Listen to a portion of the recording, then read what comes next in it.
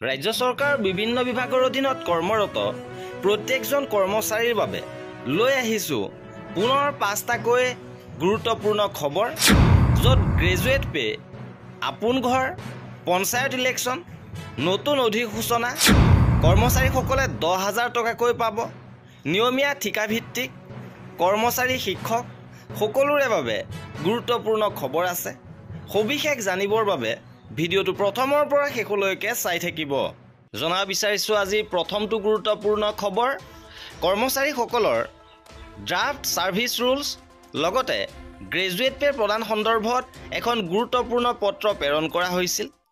আৰু শেহতীয়াভাৱে পত্ৰখন secretary to the government of আছামৰ ফালৰ পৰা সঞ্চালকসকললৈ প্ৰেৰণ কৰা হৈছে, য'ত 11/1/2025 তাৰিখে মাননীয় মুখ্যমন্ত্ৰী অসম আৰু সদৌ অসম কৰ্মচাৰী পৰিষদৰ মাজত অনুষ্ঠিত হোৱা বৈঠকৰ কাৰ্যবিৱৰণী সন্দৰ্ভত মাননীয় মুখ্যমন্ত্ৰী আৰু সদৌ অসম কৰ্মচাৰী পৰিষদৰ মাজত অনুষ্ঠিত হোৱা বৈঠকৰ কাৰ্যবিৱৰণীৰ প্ৰতিলিপি আৰু ইয়াৰ সৈতে সংলগ্ন কৰি আপোনালোকক ড্ৰাফ্ট ছাৰ্ভিচ ৰুলছ দাখিল কৰিবৰ বাবে অনুৰোধ জনালোঁ। লগতে প্ৰৱেশ পইণ্টৰ অৰ্হতা, স্নাতক হোৱা কেডাৰসকলৰ স্নাতক দৰমহা দিয়া বিষয়টো উল্লেখ কৰিবৰ বাবে জনোৱা হৈছে। গতিকে কৰ্মচাৰীসকলে গ্ৰেজুৱেট পে লাভ কৰাৰ পথত গুৰুত্বপূৰ্ণ পদক্ষেপ লোৱা হৈছে। এইবাৰ জনাব বিচাৰিছোঁ দ্বিতীয়টো গুৰুত্বপূৰ্ণ খবৰ, এইবাৰ বিহুৰ সময়তে চৰকাৰী কাম কাজক লৈ ৰাজ্যপালৰ আদেশ অধিসূচনা প্ৰকাশ হৈছে।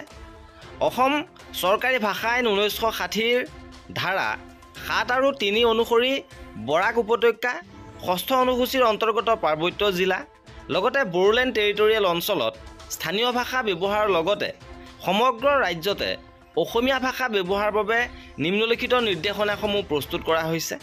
আৰু এই নিৰ্দেশনা অনুসৰি সকলো চৰকাৰী কামত অসমীয়া ভাষাৰ ব্যৱহাৰ বাধ্যতামূলক কৰা হ'ব।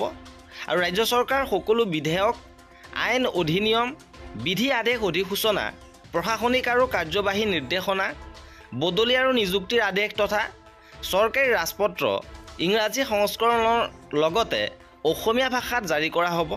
আৰু সেইদৰে বৰাক উপত্যকাত বঙালী ভাষা আৰু বড়োলেণ্ড টেৰিটৰিয়েল অঞ্চলত বড়ো ভাষা প্ৰচলন হ'ব। এইবাৰ জনাব বিচাৰিছোঁ কৰ্মচাৰীসকলৰ বাবে আজিৰ তৃতীয়টো গুৰুত্বপূৰ্ণ খবৰ, এইবাৰ কৰ্মচাৰীসকলে এতিয়াৰে পৰা দুবাৰকৈ লাভ কৰিব এই বিশেষ ভাত্তা। চৰকাৰৰ ফালৰ পৰা ডাঙৰ সিদ্ধান্ত লোৱা হৈছে আৰু বিগত 7 বছৰে কৰ্মচাৰীসকলে দাবী উত্থাপন কৰি আহিছিল আৰু অৱশেষত কৰ্মচাৰীসকলৰ দাবীত এই সিদ্ধান্ত বিবেচনা কৰিছে চৰকাৰে। বিত্ত মন্ত্ৰালয়ে 24 মাৰ্চত এক অধিসূচনা জাৰি কৰি সমগ্ৰ বিষয়টো প্ৰকাশ কৰিছে। সকলো কৰ্মচাৰীক কিছু সকাহ দিয়াৰ বাবে এই সিদ্ধান্ত গ্ৰহণ কৰিছে কেন্দ্ৰই। আৰু এতিয়াৰ পৰা বছৰত দুবাৰকৈ কৰ্মচাৰীসকলক ড্ৰেছ এলাৱেঞ্চ দিয়া হ'ব।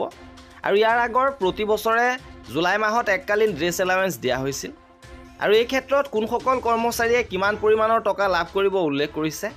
সেনা বিষয়া, বায়ুসেনা, নৌসেনা, CRPF, coast guard, NIA, ICLS, ইমিগ্ৰেশ্যনৰ কৰ্মচাৰীসকলে 10,000 টকাকৈ ড্ৰেছ এলাৱেঞ্চ বা পোচাক ভাত্তা হিচাপে লাভ কৰিব। ৰেলৱে ষ্টেচন মাষ্টাৰ, প্ৰতিৰক্ষা সেৱা অধীনস্থ কৰ্মচাৰী, কেন্দ্ৰীয় শাসিত অঞ্চলৰ আৰক্ষীয়ে 10,000 টকাকৈ লাভ কৰিব।